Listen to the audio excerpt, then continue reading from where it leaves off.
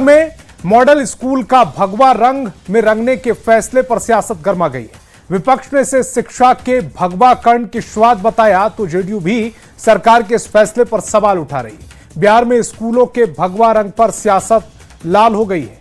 Report दिखाते हैं।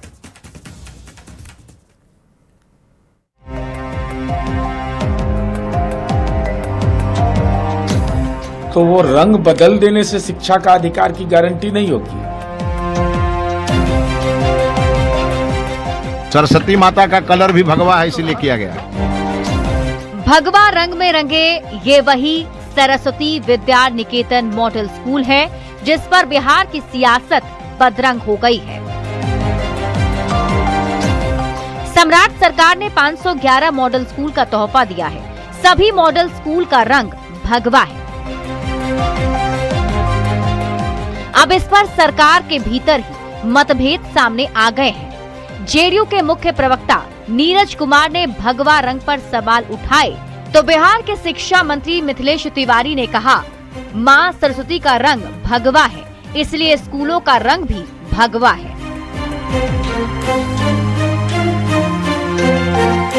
कि संविधान की जो प्रस्तावना है वह प्रस्तावना हर धर्म और समुदाय के लोगों को शिक्षा का अधिकार मिले, तो वो रंग बदल देने से शिक्षा का अधिकार की गारंटी नहीं होगी, बल्कि बच्चों को गुणवत्तापूर्ण शिक्षा मिले, यह महत्वपूर्ण जिम्मेवारी है। साथ ही साथ पुरखों ने अपना जमीन दान दिया है, वैसे लोग जिन्होंने अपनी जमीन दी और उनका नाम अगर उस शिलापट में नीचे चला जाए तो वह तो निश्चित रूप से पुरखे का भी सम्मान का विषय है। सर आज सर स्कूलों को सर भगवा कलर से पेंट करने की बात की जा रही है, सर कैसे देखते हैं? सरस्वती माता का कलर भी भगवा है, इसीलिए किया गया।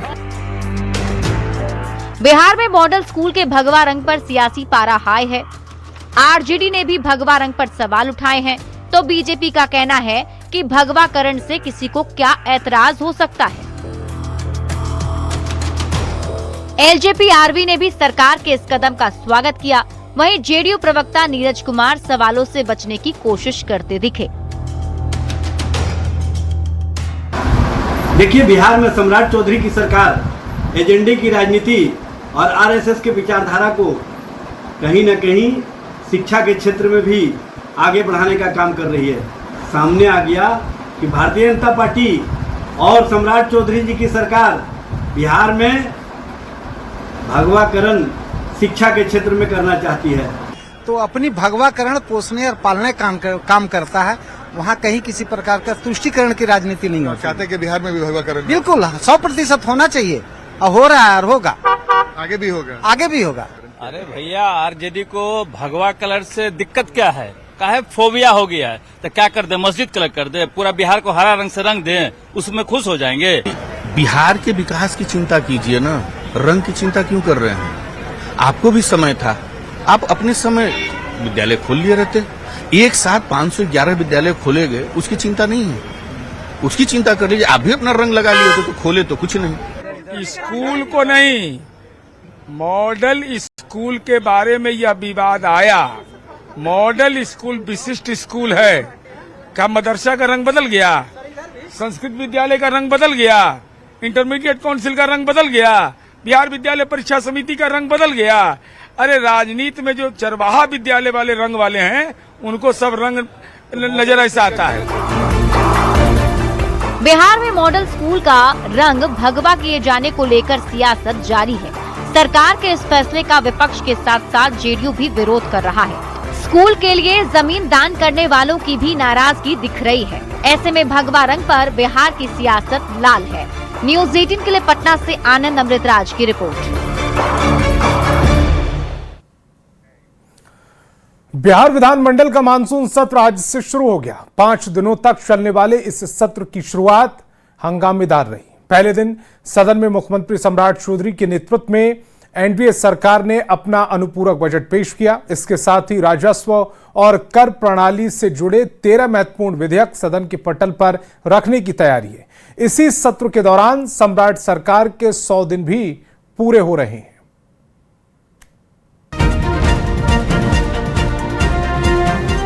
सोमवार से बिहार विधानमंडल का मानसून सत्र शुरू हो गया है। 24 जुलाई तक चलने वाले सत्र में 20 साल बाद पहली बार नीतीश कुमार सदन में मौजूद नहीं है। सत्र के पहले दिन वित्त मंत्री विजेंद्र प्रसाद यादव ने वित्तीय वर्ष 2026-27 के लिए अनुपूरक बजट पेश किया।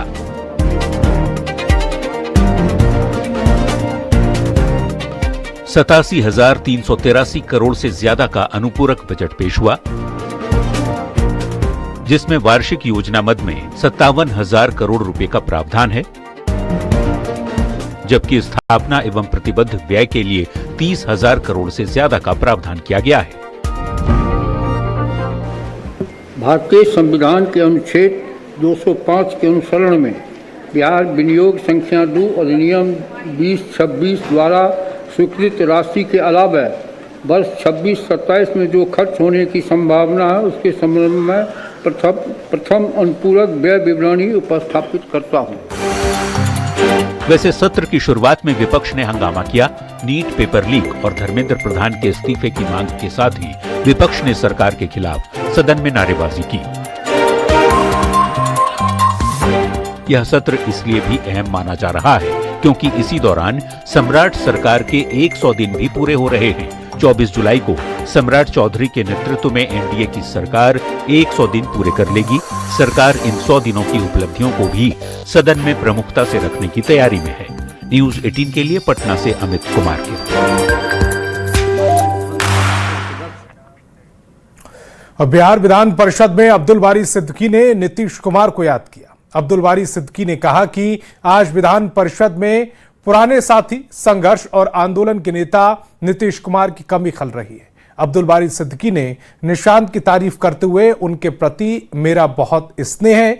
सिद्दीकी ने निशांत से कहा कि उन्हें इस हाउस में बहुत कुछ सीखने को मिलेगा। निशांत के भीतर सीखने की क्षमता है। सिद्दीकी ने कहा कि उन्हें पूरी उम्मीद है कि निशांत जिस शालीनता के साथ हाउस में आए हैं उन्हें उसे बरकरार रखेंगे। सिद्दीकी ने कहा कि वो निशांत के फ्रेंड लिस्ट में भी हैं। सिद्दीकी ने नीतीश का संस्कार निशांत में है, वो उम्मीदों पर खरे उतरेंगे और पिता के काम को आगे बढ़ाएंगे। इस हाउस में हमारे पुराने साथी, नेता, आंदोलन के नेता, संघर्ष के नेता, एक विचार के साथ लड़ने वाले नेता नीतीश कुमार जी की कमी खलती है। उसकी भरपाई मतलब नीतीश जी के सुपुत्र, मतलब मैं इनको एक तरह से बहुत स्नेह है हमारा इन पे। और हालांकि इस हाउस में जब 1 हफ्ता 10 दिन रहिएगा तो इससे जो है बहुत सीखने का भी मौका मिलेगा। मगर क्या है कि इस हाउस की जो बहुत तरह की बातें हैं, मुझको लगता है उससे आपकी उम्र कम है, सीखने की क्षमता है और विरासत में आपको एक बड़ी पूंजी मिली है। तो मुझको पूरी उम्मीद है कि चाहे सत्ता पक्ष है उधर, इधर विपक्ष है, सत्ता पक्ष को अपना पक्ष रखना पड़ता है, विपक्ष को जो है अपना पक्ष रखना पड़ता है। मगर इसका मतलब यह कतई नहीं होता है कि हम एक दूसरे के विरोधी हैं। पूरी उम्मीद है कि जिस शालीनता के साथ आप हाउस में आए हैं इसको बरकरार रखिएगा। और मुझको लगता है स्वभाव से देखने से ऐसे तो मैं इनका फ्रेंड लिस्ट में भी हूँ। अब हैं छोटे मगर इनकी स्वभाव और आचरण देख के मुझको लगा कि भाई इनका फ्रेंड लिस्ट में हम आ जाएं।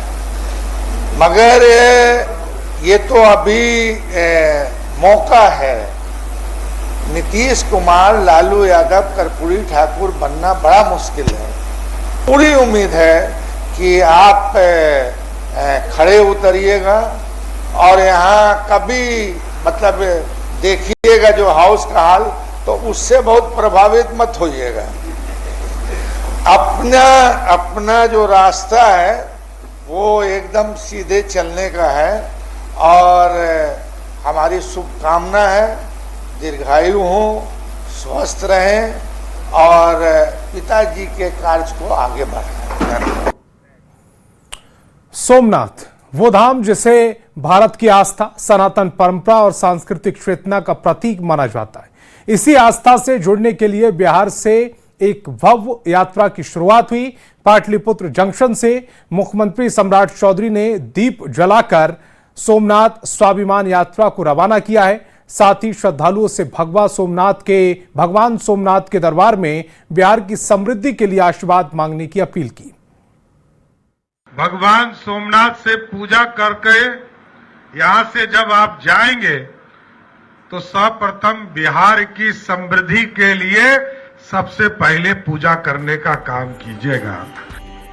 मुख्यमंत्री सम्राट चौधरी की इसी अपील के साथ पटना के पाटलिपुत्र जंक्शन से सोमनाथ आस्था यात्रा का शुभारंभ हुआ।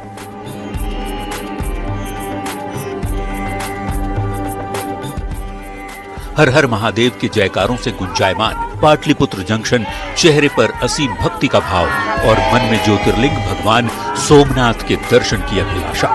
पूरा रेल परिसर सिर्फ एक स्टेशन नहीं बल्कि आस्था का एक बड़ा धाम नजर आ रहा था जब 1100 श्रद्धालु सोमनाथ आस्था यात्रा के लिए रवाना हुए।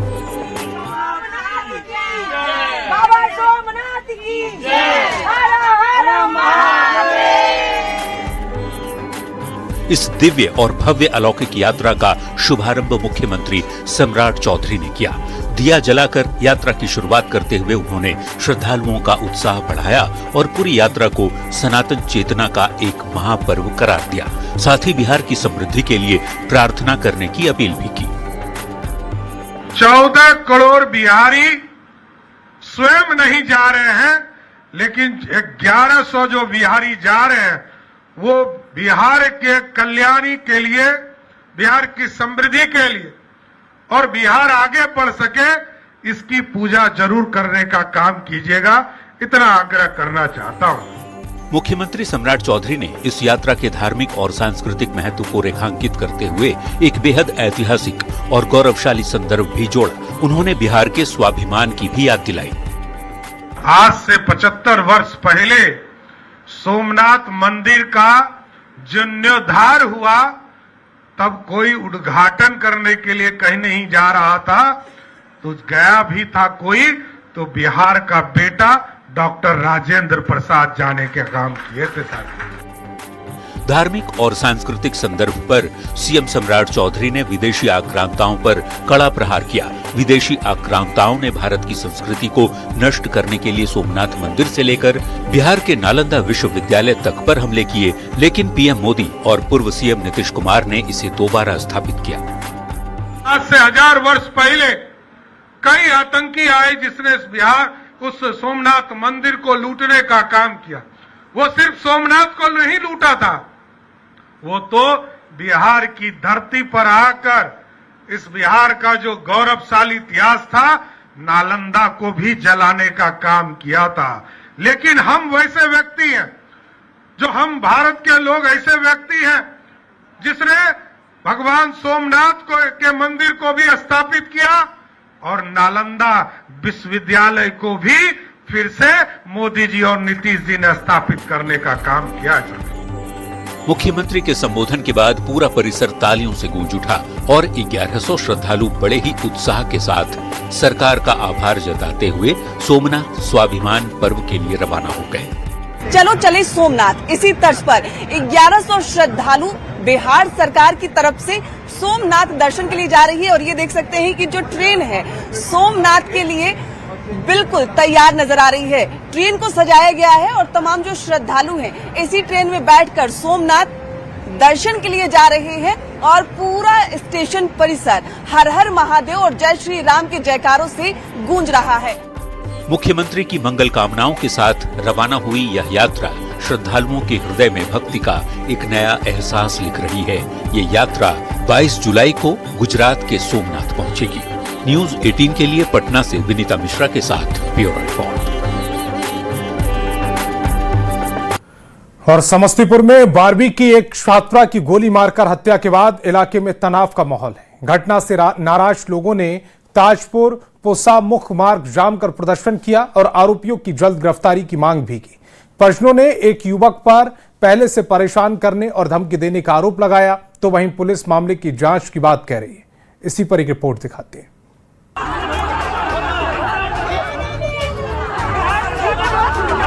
लोगों की भीड़, आंखों में गुस्सा और आरोपी की गिरफ्तारी की मांग। ये है समस्तीपुर के वैनी थाना क्षेत्र का कैजिया मंगल स्थान। सोमवार सुबह उस समय यहां सनसनी मच गई जब स्कूल जा रही 12वीं की छात्रा सुमन कुमारी की गोली मारकर हत्या कर दी गई। घटना के बाद पूरे इलाके में आक्रोश मच गया। हत्या से नाराज परिजन और स्थानीय लोगों ने ताजपुर पूसा मुख्य मार्ग को जमकर प्रदर्शन शुरू कर दिया।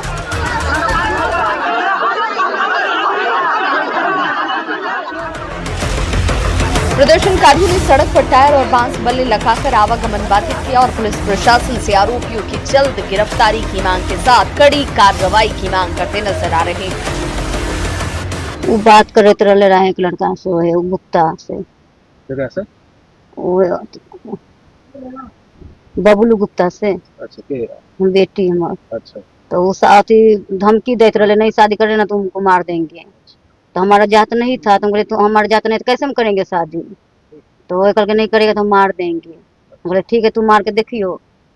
तो स्कूल में अल 9 बजे ऐसे कंड हो गया। मृतका सुमन कुमारी वैनी थाना क्षेत्र के कैजिया विष्णुपुर की रहने वाली थी और कस्तूरबा बालिका उच्च विद्यालय में 12वीं की छात्रा थी। परिजनों का आरोप है कि एक युवक उस पर शादी का दबाव बना रहा था। उनका कहना है कि घटना से पहले उसे जान से मारने की धमकी भी दी गई थी। इन आरोपों की हालांकि पुलिस फिलहाल जाँच में जुटी है। बबलू गुप्ता है, वो हमसे नंबर मांगा, हम नहीं दिए। वो बोला मतलब उसके भाई के बर्बाद कर देगा। पता नहीं क्या बात है क्या नहीं है, हमको नहीं मालूम है। कल हमको बोला वो सन्नी कहाँ गया, हम बोले वो चला गया घर। हमको इतना जानकारी मिला, मतलब इतना जानकारी मिला जो मतलब वो धमका रहा है उसको, जो बर्बाद कर देगा उसके भाई का। आज इतना मालूम नहीं था। मैं दुकान खोलने गया था, अब पता नहीं दुकान पे थे तो हमको कॉल आया, मतलब उसको गोली लग गई। घटना की सूचना मिलते ही मौके पर पहुंची पुलिस फिलहाल पूरे मामले की तहकीकात कर रही है। पुलिस अधीक्षक अरविंद प्रताप सिंह ने घटनास्थल का निरीक्षण भी किया। पुलिस के मुताबिक परिजनों के बयान के आधार पर संदिग्धों की पहचान की गई है। घटनास्थल से वैज्ञानिक साक्ष्य जुटाने के लिए एफएसएल की टीम की मदद ली गई और आरोपियों की गिरफ्तारी के लिए छापेमारी जारी है। फिलहाल इलाके में पुलिस बल की तैनाती बढ़ा दी गई है। प्रशासन प्रदर्शनकारियों से बातचीत कर स्थिति को सामान्य करने की कोशिश में जुटा है। वहीं पुलिस का दावा है कि हर पहलू से जांच के बाद आगे उचित कार्रवाई जरूर होगी। न्यूज़ 18 के लिए समस्तीपुर से मुकेश कुमार की रिपोर्ट। वहीं इस मामले पर बिहार के मंत्री डॉक्टर दिलीप जायसवाल ने बड़ा बयान दिया। उन्होंने कहा कि ऐसी घटनाएं कभी कभी हो जाती हैं, लेकिन कानून अपना काम कर रहा है और दोषियों को बताया जाएगा कि बिहार में कानून का राज है। उधर छात्रा की हत्या के बाद स्थानीय लोगों में भारी आक्रोश है। पुलिस मामले की जांच में जुटी है और आरोपियों की गिरफ्तारी के लिए लगातार छापेमारी की जा रही है।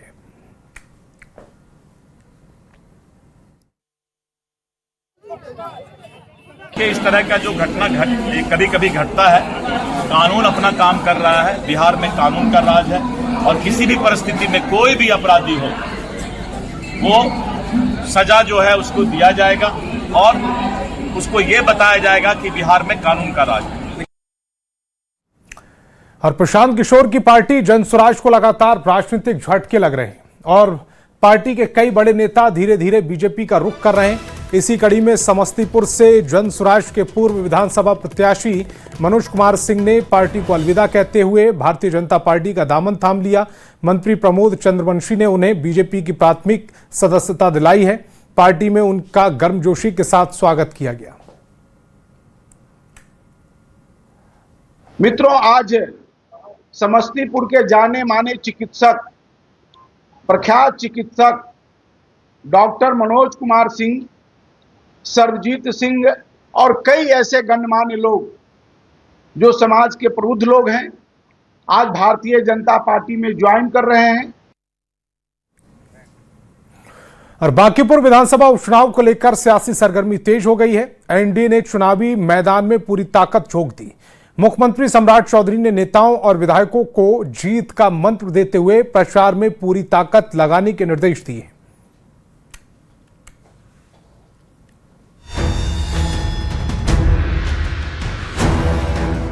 बांकीपुर विधानसभा उपचुनाव का रण अब पूरी तरह से सज चुका है। बीजेपी उम्मीदवार नीरज सिन्हा ढोल नगाड़ों के साथ जनसंपर्क अभियान में जुटे हुए हैं और जनता से आशीर्वाद मांगते नजर आए। दूसरी ओर एनडीए ने इस सीट को प्रतिष्ठा की लड़ाई मानते हुए चुनाव प्रचार में अपनी पूरी ताकत झोंक दी है। उधर एनडीए की अहम बैठक में मुख्यमंत्री सम्राट चौधरी ने सभी विधायकों और नेताओं को एक बड़ा टास्क दे दिया। मुख्यमंत्री ने अपील की, हर विधायक रोज शाम कम से कम 2 घंटे बांकीपुर में प्रचार करे और जनसंपर्क अभियान को तेज करे। साथ ही उन्होंने नेताओं से कहा कि किसी भी तरह की समस्या होने पर वे सीधे उनसे जाकर मिल सकते हैं। जिस उम्मीदवार को बांकीपुर के चौहद्दी की जानकारी न हो, वहाँ का वासी न हो, जिला का ही वासी न हो, और उसको कोई लस्ट नहीं है, वो कह रहे हैं कि ये गली गली हमारा काम नहीं है, अभी से ही पिंड छोड़ा रहे हैं। एनडीए के नेताओं का दावा है कि बांकीपुर की जनता ने अपना मन बना लिया है और उपचुनाव में गठबंधन को बड़ी जीत मिलेगी। सभी सहयोगी दल अपने अपने स्तर पर प्रचार अभियान में जुटे हुए हैं। क्या लग रहा है सर? 2 घंटा समय जीतेगी, एनडीए जीतेगी। पहले भी जीता हुआ सीट है। विधायक 2-2 घंटे वक्त दें शाम में बांकीपुर विधानसभा उपचुनाव के लिए? नहीं, बिल्कुल देना भी चाहिए। वैसे तो एनडीए की जीत होने वाली है, एनडीए के उम्मीदवार जीतने वाले हैं और हम सभी लोग मेहनत भी करेंगे।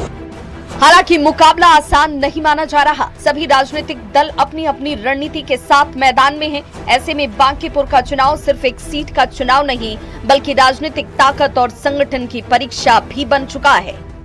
निश्चित तौर पर सभी लोग जाएंगे। हमारी पार्टी के जितने विधायक हैं और हमारे जितने भी कार्यकर्ता हैं, सब लोग लगेंगे और हम लोग चाहते हैं कि पिछली बार से ज्यादा बहुमत से ज्यादा वोटों से चुनाव जीता जाए।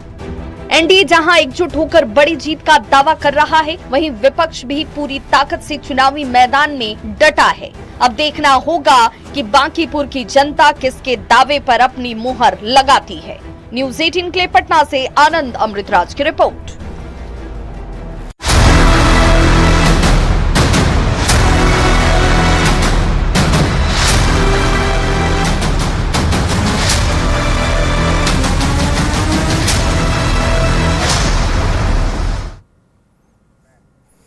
तो चलिए अब बात मुंगेर की करेंगे, जहां लगातार हो रही बारिश से शहर में जनजीवन पूरी तरह से प्रभावित हो रहा है।